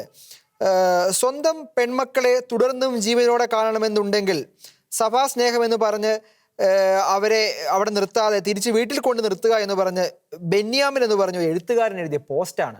അത് വലിയ ചർച്ചയായി മാറിയ ഒരു പോസ്റ്റാണ്. ഇത്തരത്തിലുള്ള ആളുകളാണ് ഈ സോഷ്യൽ മീഡിയയിലൊക്കെ ഇത്തരം അബദ്ധ പ്രചാരണങ്ങളുടെ പ്രവാചകന്മാരായി മാറുന്നതുകൂടി ചേർത്ത് വായിക്കണം. തുടർന്ന് പറഞ്ഞോളൂ. അന്ധന ആനയെ കണ്ടതുപോലെയാണ് ഇത്തരമുള്ള ആളുകള് നമ്മുടെ ക്രൈസ്തവ വിഭാഗത്തിലെ, പ്രത്യേകിച്ച് കത്തോലിക്ക സഭയിലെ പൗരോഹിത്യത്തെയും സന്യാസത്തെയും ഒക്കെ കാണുന്നത്. അതുമുമ്പേ ശ്രീമാൻ സാർ പറഞ്ഞതുപോലെ പഠിക്കാൻ തയ്യാറാകുന്നില്ല. എന്താണ് ക്രൈസ്തവ ആധ്യാത്മികതയിലെ സന്യാസത്തിന്റെ റോള്, എന്താണ് ഒരു സന്യാസിനി അല്ലെങ്കിൽ ഒരു സന്യാസ ജീവിതം ഭരിക്കുന്ന ഒരാളുടെ ജീവിതം എന്ന് തിരിച്ചറിയാനോ പഠിക്കാനോ ഇവർ സന്നദ്ധരാകുന്നില്ല. അറ്റ്ലീസ്റ്റ് വായിച്ചെങ്കിലും. ഞാൻ ഒരു കാര്യം പറയാം, ഒരു സന്യാസ ജീവിതം അല്ലെങ്കിൽ ഒരു പൗരോഹിത്യ ജീവിതം, ബ്രഹ്മചര്യം എന്ന് പറയുന്നത് സമൂഹം കാണുന്ന ഒരു സപ്രഷൻ ആയിട്ടാണ്. പക്ഷെ സഭാ സമൂഹത്തിൽ അല്ലെങ്കിൽ സഭയുടെ ഔദ്യോഗികമായ കാഴ്ചപ്പാട് ഒരു സബ്ലിമേഷനാണ്, ഒരു ഉദാത്തീകരണമാണ്. എന്നെ ഞാൻ പൂർണ്ണമായും എന്റെ ദൈവത്തിന് സമർപ്പിച്ച്, എനിക്ക് ആരുമില്ലായ്മ ഇല്ല അവിടെ, എനിക്ക് എന്റെ ദൈവം എന്റെ കൂടെയുണ്ട്, ലോകത്തിൽ ആരുമില്ലെങ്കിലും ദൈവം എന്റെ കൂടെയുണ്ടെന്നുള്ള ബോധ്യമാണ്. ആ ദൈവവുമായിട്ടുള്ള ഒരു ലയനമാണ്, ഒരു ഒന്നാകലാണ്, ഒരു ഒന്നിപ്പാണ് സന്യാസത്തിന്റെ സന്തോഷമെന്ന് സന്യാസം സ്വീകരിച്ചവരെല്ലാം പറയുന്നുണ്ട്. അതിൽ ഒറ്റപ്പെട്ടു പോകുന്ന ചില ഇറ്റുൽ കണ്ണികൾ എന്തെങ്കിലും പറയുന്നെങ്കിൽ അതിനെ പൊക്കിപ്പിടിച്ചുകൊണ്ട് സമൂഹത്തിലെ മുഖ്യധാരാ മാധ്യമങ്ങൾ അടക്കം അതിനെ പ്രോത്സാഹിപ്പിച്ച് സന്യാസത്തിനും സഭയ്ക്കുമെതിരെ പ്രഘോഷിക്കുമ്പോൾ അതെന്താണെന്ന് ഇതിനെതിരെ സഭയ്ക്കെതിരെ കഴിഞ്ഞ 2000 വർഷമായിട്ട് ഇതുപോലുള്ള ഒരുപാട് പ്രതിരോധങ്ങൾ ഉയർന്നു വന്നിട്ടുണ്ട്. പക്ഷെ അതെല്ലാം ചീട്ടുകൊട്ടാരം പോലെ തകർന്നു പോയിട്ടേ ഉള്ളൂ. അതുകൊണ്ട് സഭ ഔദ്യോഗികമായി ക്ലാരിഫൈ ചെയ്യേണ്ട കാര്യങ്ങൾ ക്ലാരിഫൈ ചെയ്യുന്നുണ്ട്. ഇനി ചെയ്യാനുണ്ടെങ്കിൽ അത് ചെയ്യണം. സഭാ സമൂഹം ഇത്തരം കാര്യങ്ങൾ ഏറ്റെടുക്കുകയും സമൂഹത്തിലെ പൊതുസമൂഹത്തിലേക്ക് ഇതിന്റെ നിജസ്ഥിതി വ്യക്തമാക്കി കൊടുക്കുകയും ചെയ്യണം. അതോടൊപ്പം തന്നെ ചിലതൊക്കെ നമ്മൾക്ക് ബോധപൂർവം ഇതിനെ ഇഗ്നോർ ചെയ്യേണ്ടതായി വരും, അവഗണിക്കേണ്ടതായും വരും. അത്തരം കാര്യങ്ങൾ അവഗണിക്കുകയും വേണം. എല്ലാത്തിനും എതിരെ ഒച്ചപ്പാടിടുക എന്നുള്ളത് ഒരു ക്രൈസ്തവികമായ ഒരു കാഴ്ചപ്പാടല്ല. മറിച്ച് തിരുത്തേണ്ടതിനെ തിരുത്തുവാൻ, മനസ്സിലാക്കേണ്ടവനെ മനസ്സിലാക്കുവാൻ ശ്രമിക്കുക. കണ്ണടച്ചിരുട്ടാക്കുന്നവനെ ഒരിക്കലും നമുക്ക് അതിൽ നിന്ന് മോചിപ്പിക്കാനായിട്ട് കഴിയില്ല എന്നുള്ളതാണ് എന്റെ കാഴ്ചപ്പാട്. പക്ഷെ ഒരു ചോദ്യം പ്രസക്തമാണ്. സഭയുടെ വിശദീകരണങ്ങളും സഭയുടെ നിലപാടുകളും ഒക്കെ ആളുകളിലേക്ക് എത്ര വൈകിയാകാം സാധാരണ വിഷയങ്ങളിലൊക്കെ ഇടപെടുക? അതിനു മുമ്പേ നുണപ്രചരണങ്ങൾ അതിനേക്കാളും അതിവേഗം ബഹുദൂരം മുമ്പിലേക്ക് പോയിട്ടുണ്ടാകാം. അത്തരം പ്രചാരണങ്ങളെ അതിജീവിക്കുന്ന വിധത്തിൽ ചടുലമായി ഇടപെടൽ സഭയും നടത്തേണ്ടതല്ലേ ഡോക്ടർ ചാക്കോ? വളരെ പ്രസക്തമായിട്ടുള്ള ഒരു വാദഗതിയാണ് താങ്കൾ ഉയർത്തിയത്. തീർച്ചയായിട്ടും സഭാ സംവിധാനങ്ങളെ കാലാനുസൃതമായി പരിഷ്കരിക്കപ്പെടുകയും സഭയ്ക്ക് അത്തരത്തിലുള്ള ഒരു ശക്തമായ സൈബർ വിങ് ഉണ്ടാകുകയും ഇതിന്റെ സത്യാവസ്ഥ എന്താണെന്ന് സമൂഹത്തിൽ അപ്പോഴപ്പോൾ തന്നെ സമൂഹത്തില് ഒരു പൊതു പഠനം നടത്തേണ്ട അല്ലെങ്കിൽ പൊതുവായിട്ടുള്ള ഒരു ദർശനം കൊടുക്കേണ്ട സമയങ്ങളെല്ലാം അത്തരത്തിലുള്ള വിശദീകരണങ്ങൾ സഭ കൊടുക്കുകയും ചെയ്യേണ്ടത് തീർച്ചയായിട്ടും അനിവാര്യമായിട്ടുള്ള ഒരു കാര്യമാണ് എന്നുള്ളത് ഞാൻ മനസ്സിലാക്കുന്നു. അത് അംഗീകരിക്കുകയും ചെയ്തു. വ്യക്തമാണ്. ഫാദർ ദേവ് അഗസ്റ്റിൻ, മാനസിക അസ്വസ്ഥതയുള്ള ആളുകൾ ഒത്തിരി നമ്മുടെ സമൂഹത്തിന് ചുറ്റുമുണ്ടാകാം. അവരെ എങ്ങനെയാണ് ഒരു പൗരൻ നിലയിൽ, ഒരു സഹോദരൻ നിലയിൽ നമ്മൾ കരുതേണ്ടതും? അങ്ങനെ ഒരു കരുതൽ കൊടുത്താൽ ആത്മഹത്യയുടെ സാധ്യതകളെയൊക്കെ നമുക്ക് ഒഴിവാക്കാൻ സാധിക്കുകയില്ലേ? എന്താണ് അങ്ങേക്ക് നൽകാനുള്ള നിർദ്ദേശങ്ങൾ? പ്രധാനമായും നമ്മൾ മനസ്സിലാക്കേണ്ട ഒരു കാര്യം, സിബി മാത്യു സാറ് നേരത്തെ സൂചിപ്പിച്ചതുപോലെ നിമാൻസിന്റെ നേതൃത്വത്തിൽ നടത്തിയ ഒരു നാഷണൽ മെന്റൽ ഹെൽത്ത് സർവേയിൽ നമ്മുടെ പഠനങ്ങൾ തെളിയിക്കുന്നത് 13% ആളുകളിൽ മാനസികാരോഗ്യ പ്രശ്നങ്ങളുണ്ട് എന്ന് പറഞ്ഞാൽ ട്രീറ്റ്മെന്റ് വേണ്ട മാനസികാരോഗ്യ പ്രശ്നങ്ങൾ ഉണ്ട് എന്നാണ് പറയുന്നത്. ആത്മഹത്യ ചെയ്യുന്നവരുടെ പ്രശ്നങ്ങളെ നമ്മൾ പഠിക്കുമ്പോൾ നമ്മൾ കൃത്യമായി മനസ്സിലാക്കുന്നത് പ്രധാനമായി 2 കാര്യങ്ങളാണ് ഏറ്റവും ടോപ്പായി നിൽക്കുന്നത്. ഒന്ന് വിഷാദരോഗവും, 2 ചില പേഴ്സണാലിറ്റി ഡിസോർഡേഴ്സുമാണ്. അപ്പം ഇത്തരം 2 പ്രശ്നങ്ങളെ നമ്മൾ ശാസ്ത്രീയമായ രീതിയിൽ തന്നെ അതിനെ കൈകാര്യം ചെയ്യണം എന്നുള്ളതാണ് പ്രധാനപ്പെട്ടത്.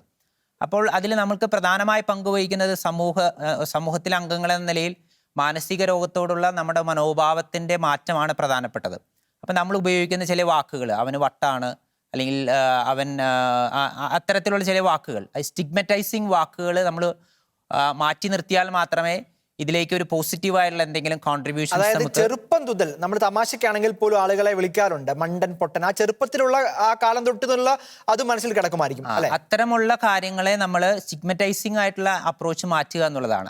ആർക്കും വരാം, എനിക്കും നിനക്കുമൊക്കെ വരാൻ പറ്റുന്ന ബുദ്ധിമുട്ടുകളാണ് ഇതെന്ന് നമ്മൾ മനസ്സിലാക്കി കൊടുക്കുക എന്നുള്ളതാണ്. അതുപോലെ തന്നെ നമുക്കറിയാം ഈ സമൂഹത്തിലെ മുഖ്യധാരയിലുള്ള ചില സിനിമാ താരങ്ങൾ, ഇപ്പോൾ നമ്മുടെ ദീപിക പദുക്കോൺ അല്ലെങ്കിൽ സനൂഷ തുടങ്ങിയ ചില സിനിമാ താരങ്ങൾ ഓപ്പണായി ഡിപ്രഷനെ കുറിച്ച് സംസാരിച്ചു തുടങ്ങിയപ്പോഴാണ് നമ്മുടെ നാട്ടിലും ആളുകൾ എനിക്ക് അല്പം ഡിപ്രഷൻ ഉണ്ട് എന്നൊക്കെ പറഞ്ഞ് ആളുകൾ ചികിത്സ തേടാൻ തുടങ്ങിയത്. അപ്പം അത്തരത്തിലുള്ള ചുവടുവെപ്പുകൾ നമ്മുടെ ഭാഗത്തു നിന്നുണ്ടാകണം. പിന്നെ രണ്ടാമതായി എനിക്ക് പറയാനുള്ളത് ആത്മീയതയുമായി ബന്ധപ്പെടുത്തിയിട്ടുള്ളൊരു കാര്യം, ഞാൻ നേരത്തെ സൂചിപ്പിച്ചതുപോലെ ഒരു വ്യക്തിയുടെ സൈക്കോളജിക്കൽ ആൻഡ് സോഷ്യൽ റലം, ഞാൻ പറഞ്ഞു മാനസികാരോഗ്യ പ്രശ്നത്തിന് ഈ 2 തലങ്ങൾക്കും വ്യക്തമായ റോളുണ്ടെന്ന്. ആ തലങ്ങളിൽ നമ്മുടെ സ്പിരിച്വാലിറ്റി കാര്യമായി പങ്കുവഹിക്കുന്നുണ്ട്. ഇന്ത്യൻ ജേണൽ ഓഫ് സൈക്യാട്രിയിൽ 2008 അബ്രാം വർഗീസ് സാറ് CMC വെല്ലൂരിൽ നിന്ന് റിട്ടയർ ചെയ്ത സാറ് എഴുതിയ ഒരു ആർട്ടിക്കിളിൽ കൃത്യമായി പറയുന്നുണ്ട്, മാനസികാരോഗ്യ പ്രശ്നങ്ങൾ ഉള്ള വ്യക്തികളിൽ അവർ ദൈവവിശ്വാസമുള്ളവരൊക്കെ ആണെങ്കിൽ കൂടുതൽ പെട്ടെന്ന് അവർ സുഖപ്പെടുകയും വളരെ നോർമൽ ഇതിലേക്ക് വരികയൊക്കെ ചെയ്യുന്നത്. അപ്പോൾ ഒരു വ്യക്തിയുടെ ഒരു സൈക്കോളജിക്കൽ മേക്കപ്പിൽ കൃത്യമായും അവൻ്റെ വിശ്വാസം കൃത്യമായി പങ്കുവയ്ക്കുന്നുണ്ട്. ഭയപ്പെടേണ്ട, ദൈവം നിന്നോട് കൂടെയുണ്ട് എന്നുള്ളൊരു വചനത്തിൽ വിശ്വസിക്കുന്ന ഒരാൾ ഏത് പ്രതിസന്ധിയും ഒരു അവിശ്വാസിയേക്കാൾ കൂടുതൽ ധീരതയോടെ നേരിടുമെന്നുള്ളത് വ്യക്തമാണ്. അപ്പോൾ വിശ്വാസത്തിനും ആത്മീയതയ്ക്കും മാനസികാരോഗ്യത്തിന് വളരെ വ്യക്തമായ റോളുണ്ട്. അപ്പോൾ നമ്മൾ കൃത്യമായി ചെയ്യേണ്ട ഒരു കാര്യം ഇത്തരം പ്രശ്നങ്ങളെ നേരത്തെ ഐഡൻറ്റിഫൈ ചെയ്യുകയും നമ്മൾ ഇടപെടുകയും ചെയ്യുക എന്നുള്ളതാണ്. ഞാൻ ഈ ഒരു സബ്ജക്റ്റ് പഠിക്കാൻ തന്നെ താല്പര്യം എടുക്കാനുള്ള ഒരു കാര്യം പീരീഡ് ഓഫ് അൺട്രീറ്റഡ് ഇൽനെസ് എന്ന് പറയുന്ന ഒരു കോൺസെപ്റ്റ് ഉണ്ട് സൈക്യാട്രിയിൽ. കാരണം ഒരു മാനസികാരോഗ്യ പ്രശ്നം വന്ന് ഒരാൾ അതിൻ്റെ ശാസ്ത്രീയമായ ചികിത്സ എടുക്കുന്ന സമയം മിക്കപ്പോഴും പഠനങ്ങൾ തെളിയിക്കുന്നത് 1.5 വർഷത്തിന് ശേഷമാണ് പലപ്പോഴും ആളുകൾ ട്രീറ്റ്മെൻറ്റ് എടുക്കുന്ന സ്ഥലത്തേക്ക് വരിക. അതുവരെ അവർ അശാസ്ത്രീയമായ പല രീതികളിലേക്കും പോകുന്നു. അതുകൊണ്ട് തന്നെ ഈ രോഗങ്ങൾ മാറാതിരിക്കുകയും പലതരം അദ്ദേഹത്തിൻ്റെ കുടുംബവും സമൂഹവും ഒക്കെ വളരെ കഷ്ടപ്പെട്ട നിലയിലേക്ക് പോവുകയൊക്കെ ചെയ്യുന്നു. അപ്പോൾ ഈ ആത്മഹത്യ ചെയ്ത സന്യസ്തർക്ക് ഈ ഘടകങ്ങളൊക്കെ അവരിൽ മിസ്സായത് കൊണ്ടായിരിക്കുമോ അവർ അങ്ങനെ ഒരു ഇടപെടലിലേക്ക് എത്തിയതും? തീർച്ചയായും അത്തരം ഉള്ള കോമ്പോണൻസിന്, അതായത് അവിടെ ആത്മീയതയുടെ ഒരു കുറവ് കൂടി ഒരു കാരണമാകില്ലേ ഫാദർ ഡേവിഡ്? ആത്മീയതയുടെ കുറവ് എന്ന് പറയുന്നത് നമുക്കത് വളരെ നമുക്കൊരു കോഗ്നിറ്റീവ് ഡിസോണൻസ് എന്ന് പറയും. ഒരു ചോദ്യം കേൾക്കുമ്പോൾ നമുക്ക് പെട്ടെന്ന് ഉത്തരം പറയാൻ പറ്റുന്ന ഒരു കാര്യം അവന് ഭക്തിയില്ല, ആത്മീയത ഇല്ലാത്തതുകൊണ്ടാണ് അവൻ വീണു പോയത് എന്നുള്ളതാണ്. പക്ഷേ ഞാൻ നേരത്തെ പറഞ്ഞതുപോലെ ഒരു സൈക്കോളജിക്കൽ ഓട്ടോപ്സി, ഇയാൾ ആത്മഹത്യ ചെയ്യാനുള്ള കാരണങ്ങളുടെ പിന്നിലുള്ള കാരണങ്ങളെ നമ്മൾ ശാസ്ത്രീയമായി പഠിച്ചിട്ടുണ്ടോ എന്നുള്ളതാണ്. വെറുതെ നമ്മൾ ഒരു അഭിപ്രായം പറയാൻ നമുക്ക് എളുപ്പമാണ്. അവന് ആത്മീയത ഇല്ലാത്തതുകൊണ്ടാണ് അവൻ ഇത് ചെയ്യാത്തത്. ആത്മഹത്യയുടെ കാരണങ്ങൾ വളരെ ദുരൂഹമാണ്. വളരെ ദുരൂഹം എന്നുള്ളൊരു സ്റ്റേറ്റ്മെന്റിനേക്കാളും കൂടുതൽ നമുക്കൊരു മനുഷ്യന്റെ സ്വഭാവം തന്നെ, മനസ്സ് തന്നെ ദുരൂഹമാണ്. അതിനെ നമുക്ക് വെറുതെ ഒരു ചർച്ചയിൽ തുറന്നു വെക്കാവുന്ന ഒരു കാര്യമല്ല. പക്ഷേ നമുക്ക് മനസ്സിലാക്കാൻ പറ്റുന്ന ചില കാര്യങ്ങളുണ്ട്. അതിൽ പ്രധാനപ്പെട്ട പങ്ക് വഹിക്കുന്ന ഒരു കാര്യങ്ങൾ മാനസികാരോഗ്യ പ്രശ്നങ്ങളാണ്. നമുക്ക് കയ്യെത്താവുന്ന ദൂരത്തുള്ള പ്രശ്നങ്ങളെ നമുക്ക് കൈകാര്യം ചെയ്യാമല്ലോ. ബാക്കി കാര്യങ്ങളെക്കുറിച്ച് കാലക്രമത്തിൽ നമുക്ക് വെളിപ്പെട്ട് കിട്ടുന്ന രീതിയിൽ നമുക്കതിനെ കൈകാര്യം ചെയ്യാം. അപ്പോൾ ഇപ്പോൾ നമ്മുടെ മുമ്പിലുള്ളത് ഇത്തരമുള്ള മാനസികാരോഗ്യ പ്രശ്നങ്ങൾ ആത്മഹത്യയ്ക്ക് നയിക്കുമെന്ന് ശാസ്ത്രീയമായ പഠനങ്ങൾ നമ്മുടെ മുമ്പിലുള്ളിടത്തോളം കാലം അത്തരം പ്രശ്നങ്ങളെ ശാസ്ത്രീയമായ രീതിയിൽ നേരിടുക എന്നുള്ളതാണ് നമുക്ക് ഇതിന് പറയാനുള്ള വ്യക്തമായ ഉത്തരം. ആത്മഹത്യ ചെയ്യുന്ന ആളുകൾ ആത്മഹത്യ ചെയ്യാനുള്ള പല സാഹചര്യങ്ങൾ ഒരുപക്ഷെ നമ്മുടെ ചുറ്റുവട്ടത്തുണ്ട്. ഇപ്പൊ ഈ അപകടങ്ങളൊക്കെ നടന്നിരിക്കുന്നത് കിണറുമായി ബന്ധപ്പെടുത്തിയൊക്കെയാണ്. അപ്പം അത്തരം സാഹചര്യങ്ങളെ, സാധ്യതകളെയൊക്കെ ഒഴിവാക്കാനുള്ള ഇടപെടൽ കൂടി അധികൃതരുടെ ഭാഗത്തു നിന്ന് ഉണ്ടാകേണ്ടതും കൂടിയല്ലേ? ഞാൻ ചില ചർച്ചകളിലൊക്കെ അത് കേട്ടിട്ടുണ്ട്. കാരണം മഠങ്ങളിലെ എല്ലാ കിണറുകളും മൂടിക്കളയണമെന്ന്. വളരെ ബാലിശ്യമായ ഒരു സ്റ്റേറ്റ്മെൻ്റ് ആണിത്. കാരണം നമ്മൾ മനസ്സിലാക്കേണ്ട ഒരു കാര്യം, സൈക്കോളജിക്കൽ ഓട്ടോപ്സി എന്ന പരിശോധനയിൽ ആത്മഹത്യയുടെ പരിശോധന നടത്തുമ്പോൾ ഇൻറ്റൻറ്റ് ടു ഡൈ എന്നുള്ളൊരു ഭാഗം നമ്മൾ പരിശോധിക്കും. ഇയാൾ മരിക്കാൻ എത്രത്തോളം തീവ്രമായി ആഗ്രഹിച്ചിരുന്നു, അതിന് എന്തെല്ലാം നടപടികളാണ് അദ്ദേഹം എടുത്തത് എന്ന് പരിശോധിക്കുമ്പോൾ അതിൻ്റെ തീവ്രതയനുസരിച്ച് ആത്മഹത്യ ചെയ്യാനുള്ള തീവ്രത കൂടുന്തോറും അയാൾ ഏതു മാർഗവും സ്വീകരിക്കുമെന്നുള്ളതാണ് പ്രധാനപ്പെട്ട ഒരു കാര്യം. അപ്പോൾ നമ്മൾ ചിലപ്പോഴും കാണാറുണ്ട് ചില സ്ഥലങ്ങളിൽ ആളുകൾ, ചില ജയിലുകൾ അല്ലെങ്കിൽ ചില സെക്ലൂഡഡ് ആയിട്ടുള്ള സ്ഥലങ്ങളിലൊക്കെ ആളുകൾ അവർ ആത്മഹത്യാ പ്രവണതയുള്ളവരെ ചിലപ്പോൾ നമ്മൾ അടിവസ്ത്രം മാത്രമായി നിർത്തിയ സാഹചര്യങ്ങൾ, അവർ അടിവസ്ത്രത്തിൻ്റെ ആ ഒരു റബ്ബർ ബാൻഡ് ഉപയോഗിച്ച് ആത്മഹത്യക്ക് ശ്രമിക്കുകയും ആത്മഹത്യ ചെയ്യുകയൊക്കെ ചെയ്ത സാഹചര്യങ്ങളുണ്ട്. അപ്പം ഇത്തരത്തിലുള്ള എല്ലാ സാഹചര്യങ്ങളെയും നമുക്ക് ഒഴിവാക്കാൻ പറ്റുമോ എന്നുള്ള കാര്യം ചോദിക്കുന്നത് ഒരു ബാലിശമായ ചോദ്യമാണ്. നമ്മുടെ നാട്ടിൽ പരിശോധിക്കുമ്പോൾ ഒരു 40% ആത്മഹത്യകൾ നടക്കുന്നത് കിണറ്റിൽ ചാടിയിട്ടാണ്. അതുകൊണ്ട് തന്നെ സർക്കാർ ഒരു ഓർഡിനൻസ് ഇറക്കണം, എല്ലാ കിണറുകളും അടച്ചു മൂടണം എന്ന് പറയാൻ നമുക്ക് പറ്റില്ലല്ലോ. അപ്പം അത്തരം ഒരു ചോദ്യം വളരെ ബാലിശമായിട്ടുള്ളൊരു ചോദ്യമാണ്. രണ്ടാമത്തെ ഒരു കാര്യം, ഇത്തരം ആത്മഹത്യ പ്രവണതകൾ ഉള്ളവരെ ആരും നമ്മൾ മഠത്തിലേക്ക് സ്വീകരിക്കാറില്ലല്ലോ. ആത്മഹത്യ പ്രവണതയുണ്ട് എന്ന് അറിഞ്ഞിട്ട് നമ്മൾ പൂർണ്ണമായ ബോധ്യത്തോടെ ആ മഠത്തിലേക്ക് സ്വീകരിക്കുകയാണെങ്കിൽ അത്തരം മഠങ്ങളിൽ കിണറുകൾ മൂടണമെന്നാണ് ഞാൻ പറയാറുള്ളത്. അപ്പോൾ അത് ഇത്തരത്തിലൊരു ചോദ്യം വളരെ ബാലിശമായൊരു ചോദ്യമാണ്. 100% ആത്മഹത്യകളെ നമുക്ക് പ്രിവെൻറ്റ് ചെയ്യാൻ സാധ്യമല്ല. കാരണം അത് നേരത്തെ പറഞ്ഞതുപോലെ മനുഷ്യൻ്റെ മനസ്സിൻ്റെ സങ്കീർണമായ കാര്യങ്ങളെല്ലാം 100% നമുക്ക് അനലൈസ് ചെയ്ത് മനസ്സിലാക്കാൻ പറ്റില്ല. പക്ഷേ വളരെ പ്രിവെൻറ്റബിൾ ആയിട്ടുള്ളൊരു കോസ് എന്ന് പറയുന്നത് വിഷാദരോഗത്തെ വ്യക്തമായ രീതിയിൽ, ശാസ്ത്രീയമായ രീതിയിൽ ചികിത്സിക്കുക എന്നുള്ളതാണ്. WHO കൃത്യമായി നമുക്കൊരു സൈക്കോളജിക്കൽ ഫസ്റ്റ് എയ്ഡ് എന്നൊരു കോൺസെപ്റ്റ് നമുക്ക് നൽകുന്നുണ്ട്. അതിൽ 3 കാര്യങ്ങളാണ് പറയുന്നത്. ഒന്ന്, ലുക്ക്, നമ്മുടെ ചുറ്റുമുള്ള ആളുകളെ ശ്രദ്ധയോടെ വീക്ഷിക്കുക. ഇത്തരം മാനസികാരോഗ്യ പ്രശ്നങ്ങളുണ്ടോ എന്ന് നമ്മൾ ശ്രദ്ധയോടെ, ജാഗരൂകതയോടെ വീക്ഷിക്കുക.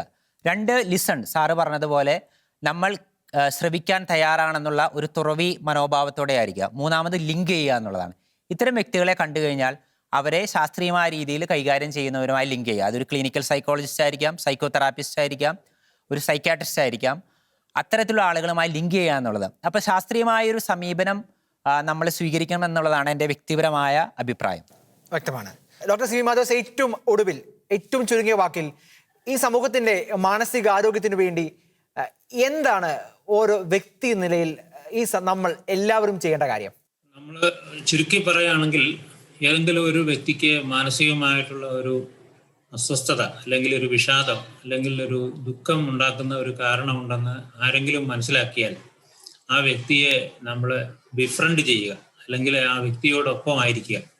ഞാൻ കൂടെ ഉണ്ട്, ഒറ്റപ്പെട്ടിട്ടില്ല, നീ ഒറ്റപ്പെട്ടിട്ടില്ല, ഞാൻ നിന്നോട് കൂടെ ഉണ്ട് എന്നുള്ള ഒരു സന്ദേശം കൊടുക്കുകയും അയാളെ കൈപിടിച്ച് ആ അവസ്ഥയിൽ നിന്നും സാധാരണ ജീവിതത്തിലേക്ക് കൊണ്ടുവരുവാൻ ശ്രമിക്കുകയും ചെയ്യുക എന്നുള്ളതാണ് നമുക്ക് ഓരോ വ്യക്തിക്കും ചെയ്യാവുന്ന ഏറ്റവും ഫലപ്രദമായോ നന്മയുള്ളതുമായ ഒരു കാര്യം. വ്യക്തമാണ്. ആത്മഹത്യ ഒന്നിനും ഒരു പരിഹാരമല്ല. എന്നാൽ ആത്മഹത്യ പ്രവണത നമ്മളിൽ ആരുടെയൊക്കെ ഉള്ളിൽ ഒളിഞ്ഞിരിപ്പുണ്ട് എന്ന് പറയാൻ സാധിക്കുകയില്ല. എന്നാൽ ഒരു കന്യാസ്ത്രീ ഇവിടെ ആത്മഹത്യ ചെയ്യപ്പെടുമ്പോൾ നിറം പിടിപ്പിച്ച കഥകളുമായി സോഷ്യൽ മീഡിയയിൽ വിലസുന്നവർക്ക് ചികിത്സ മറ്റൊന്നാണ് വേണ്ടത്. ഒരു വ്യക്തി എന്ന നിലയിൽ ശാരീരിക ആരോഗ്യത്തിന് ഒപ്പം തന്നെ മാനസിക ആരോഗ്യവും ശ്രദ്ധിക്കേണ്ടത് ഒരു വ്യക്തികളുടെ എല്ലാവരുടെയും ഉത്തരവാദിത്വമായിട്ട് ഈ സമൂഹം നോക്കിക്കാണണം. WHO പറയുന്നത് പോലെ ലുക്ക്, ലിസൺ, ലിങ്ക്, അതാകട്ടെ നമ്മുടെ ചിന്തയും. ഈ ചർച്ചയിൽ പങ്കെടുത്ത doctor Sibi Mathews IPS, father Dev Augustine Akkara, doctor Chacko Kalamparambil, 3 പേർക്കും നന്ദി.